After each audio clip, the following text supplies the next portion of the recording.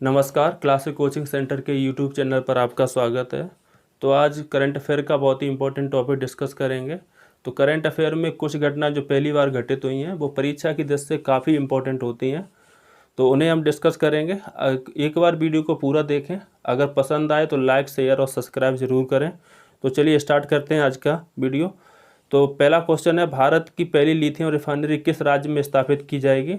तो भारत में पहली लिथियम रिफाइनरी गुजरात में स्थापित की जाएगी, गुजरात के गांधी नगर में, और गांधीनगर के पास में ये धौलेरा स्मार्ट सिटी में स्थापित की जाएगी। इस रिफाइनरी की स्थापना मडकरर पावर लिमिटेड के द्वारा की जाएगी और ये लिथियम का आयात ऑस्ट्रेलिया से करेगी।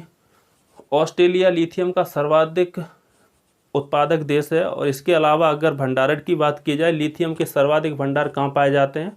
तो दक्षिण अमेरिकी देश चिली, अर्जेंटीना और बोलीविया में लिथियम के सर्वाधिक भंडार पाए जाते हैं। इसीलिए इन तीनों देशों को लिथियम त्रिकोण भी कहा जाता है। अगर लिथियम के बारे में कुछ फैक्ट, लिथियम को आवर्त सारणी में एस ब्लॉक में रखा गया है और एक क्षारीय हल्की धातु है। इसका परमाणु क्रमांक 3 होता है। और इसके अगर यूज की बात की जाए, इसका यूज, लिथियम का जो प्रमुख यूज है वो लिथियम आयन बैटरी बनाने में किया जाता है। लिथियम आयन बैटरी जो होती है लैपटॉप, मोबाइल में जो पोर्टेबल और रिचार्जेबल हल्की बैटरी होती हैं, उन्हें बनाने में इसका प्रयोग किया जाता है। इसके अलावा लिथियम कुछ अन्य धातुओं के साथ कुछ मिश्र धातुएं बनाती हैं जिनका बहुत ही महत्वपूर्ण प्रयोग है। जैसे लिथियम सीसा के साथ मिलाकर जो मिश्र धातु बनती है उसका प्रयोग बेयरिंग बनाने में, वाहनों में जो बेयरिंग लगे होते हैं उन्हें बनाने में प्रयोग किया जाता है। इसके अलावा लिथियम और एल्युमिनियम की मिश्र धातु का प्रयोग वायुयान के पुर्जे बनाने में, उनके पार्ट्स बनाने में किया जाता है। तो लिथियम के बारे में कुछ ये इंपॉर्टेंट फैक्ट हैं। अगर भारत में लिथियम के भंडार की बात की जाए तो लिथियम के भारत में हाल ही में कुछ भंडार खोजे गए हैं और कर्नाटक के मांड्या जिले में लगभग 1600 टन लिथियम के भंडार प्राप्त हुए हैं। तो इतने सारे फैक्ट आपको ध्यान रखना है। तो भारत में पहली लिथियम रिफाइनरी कहाँ स्थापित की जाएगी? गुजरात में। ठीक है, चलिए आगे देखते हैं। तो नेक्स्ट क्वेश्चन है, भारत का पहला लाइकेन पार्क कहाँ स्थापित किया गया है? तो भारत में पहली बार जो लाइकेन पार्क है वो उत्तराखंड के पिथौरागढ़ में स्थापित किया जाएगा और ये उत्तराखंड वन विभाग द्वारा इसकी स्थापना की जाएगी। लाइकेन एक सहजीवी पादप यानी कि पादप है और ये कवक और शैवाल जहाँ पाए जाते हैं वहाँ पर लाइकेन पाया जाता है। लाइकेन का काफ़ी यूज है। लाइकेन का प्रयोग लिटमस पेपर बनाने में किया जाता है। लिटमस पेपर का आपको पता है, जैसे अम्ल, क्षार, इनकी जांच के लिए इसका प्रयोग किया जाता है। इसके अलावा लाइकेन से हेयर डाई और इत्र भी बनाए जाते हैं। वायु प्रदूषण का इसे इंडिकेटर कहा जाता है। जहाँ पर वायु में अधिक प्रदूषण होता है वहाँ से लाइकेन गायब हो जाते हैं। और अगर उत्तराखंड के बारे में कुछ फैक्ट आपको ध्यान रखना है, उत्तराखंड की जो दूसरी राजधानी है उसे चमोली में गैरसैंण को घोषित किया गया है, उत्तराखंड की ग्रीष्मकालीन राजधानी। इसके अलावा उत्तराखंड की जो शीतकालीन राजधानी है वो देहरादून है। उत्तराखंड की दूसरी राज्य की भाषा संस्कृत है। ठीक है, तो ये आपको ध्यान रखना। आगे तो नेक्स्ट क्वेश्चन देखते हैं, देश का पहला हिम तेंदुआ संरक्षण केंद्र कहाँ स्थापित किया जाएगा? तो भारत में पहला हिम तेंदुआ संरक्षण केंद्र उत्तराखंड के उत्तरकाशी में इसकी स्थापना की जाएगी और इसकी जो स्थापना है नीदरलैंड की सहायता से की जाएगी। तो नीदरलैंड के बारे में आपको बताना है, नीदरलैंड की राजधानी कहाँ पे है और अंतर्राष्ट्रीय न्यायालय कहाँ पर स्थित है, ये आपको कमेंट बॉक्स में बताना है। जो हिम तेंदुआ के बारे में अगर बात की जाए, हिम तेंदुआ का जंतु वैज्ञानिक नाम पैंथेरा अनकिया है। भारत सरकार ने हिम तेंदुआ के संरक्षण के लिए प्रोजेक्ट स्नो लियोपार्ड 2009 में स्टार्ट किया था। भारत का पहला राष्ट्रीय पार्क जिम नेशनल राष्ट्रीय उद्यान उत्तराखंड में ही स्थित है। इसका पुराना नाम हेले नेशनल पार्क था और इसकी स्थापना 1936 में की गई थी। इसी राष्ट्रीय पार्क से रामगंगा नदी बहती है। हाल ही में वो काफ़ी चर्चा में रहा, नंदा देवी जो ग्लेशियर है उसके पिघलने के कारण उत्तराखंड में भयंकर बाढ़ आई थी। तो ये बातें आपको ध्यान रखनी है। तो भारत का जो पहला हिम तेंदुआ संरक्षण केंद्र कहाँ स्थापित किया गया? उत्तरकाशी में। चलिए नेक्स्ट क्वेश्चन देखते हैं। तो नेक्स्ट क्वेश्चन है, भारत का पहला परागण या पॉलिनेटर पार्क कहाँ खोला गया है? तो भारत में पहला पॉलिनेटर पार्क हल्द्वानी में खोला गया है, ये उत्तराखंड में। तो परागण क्या होता है? जो कोई भी पुष्प होता है उसमें दो एलिमेंट्स होते हैं, एक तो स्त्री केसर, एक पुंकेसर। पुंकेसर में छोटे छोटे कण होते हैं, उन छोटे कणों को परागकण कहते हैं। और ये छोटे कीट पतंगे जब उस पर बैठते हैं तो उन पराग कणों को स्त्री केसर तक पहुंचाते हैं। तो परागकण का पुंकेसर से स्त्री केसर तक पहुंचने की प्रक्रिया को परागण कहा जाता है। इस परागण प्रक्रिया के द्वारा ही किसी पुष्प में फल या बीज बनता है। तो इसके लिए काफ़ी इम्पोर्टेंट है परागण। तो ये आपको समझ में आ गया। तो यहाँ पे इस पार्क में लगभग 40 प्रजातियाँ रखी गई हैं, जैसे तितली है, मधुमक्खी, मच्छी, कीट। ये परागण करने में काफ़ी सहायक होते हैं। अगर उत्तराखंड के बारे में बात की जाए तो उत्तराखंड की दूसरी जो राज्य की भाषा संस्कृत है, जैसे कि पहले हम बता चुके हैं। वर्तमान में उत्तराखंड के मुख्यमंत्री तीरथ सिंह रावत हैं। इसके अलावा उत्तराखंड की जो राज्यपाल हैं बेबी रानी मौर्य हैं। उत्तराखंड की स्थापना 9 नवंबर सन 2000 में की गई थी। इसके अलावा 2 अन्य राज्यों की भी स्थापना की गई थी जब उत्तराखंड की स्थापना की गई। तो 1 नवंबर को छत्तीसगढ़ की स्थापना की गई और 15 नवंबर सन 2000 में झारखंड की स्थापना की गई थी। तो इतने सारे फैक्ट आपको ध्यान रखना है। नेक्स्ट क्वेश्चन देखते हैं अब। नेक्स्ट क्वेश्चन है, यूएन मानवाधिकार परिषद की सलाहकार परिषद के पहले भारतीय अध्यक्ष कौन बने हैं?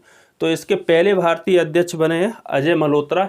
यूएनएचआरसी का जो मुख्यालय है वो स्विट्जरलैंड के जेनेवा में स्थित है। और यूएनएचआरसी की स्थापना 15 मार्च सन 2000 में हुई थी। वर्तमान में इस समिति के जो सदस्य हैं वो 47 हैं। 2018 में डोनाल्ड ट्रंप ने अमेरिका को इससे अलग कर लिया था, लेकिन जो बाइडेन दोबारा यूएनएचआरसी में शामिल हुए हैं। ये भी आपको ध्यान रखना है। चलिए नेक्स्ट क्वेश्चन देखते हैं। सेल की पहली महिला अध्यक्ष कौन बनी है? सेल यानी स्टील अथॉरिटी ऑफ इंडिया, इसकी पहली महिला अध्यक्ष सोमा मंडल बनी है। और सेल एक महारत्न कंपनी है जिसकी स्थापना 1954 में की गई थी। वर्तमान में महारत्न कंपनियों की संख्या अगर पूछी जाए तो कितनी है? 10। और नवरत्न कंपनियों की संख्या कितनी है? 14। इसके अलावा मिनी रत्न कंपनियों की संख्या 74 है। कोई भी कंपनी जो सार्वजनिक क्षेत्र की सरकारी कंपनी लगातार 3 साल तक 5000 करोड़ का टर्नओवर प्रति वर्ष अगर देती रहे तो उसे महारत्न कंपनी का दर्जा मिल सकता है, लेकिन उससे पहले वो नवरत्न कंपनी होनी चाहिए। ठीक है। इसके अलावा कुछ और कंडीशन है। तो वर्तमान में स्टील अथॉरिटी ऑफ इंडिया जो कंपनी सार्वजनिक कंपनी है उसकी अध्यक्ष पहली महिला बनी है सोमा मंडल। ये आपको ध्यान रखना है। चलिए नेक्स्ट क्वेश्चन देखते हैं।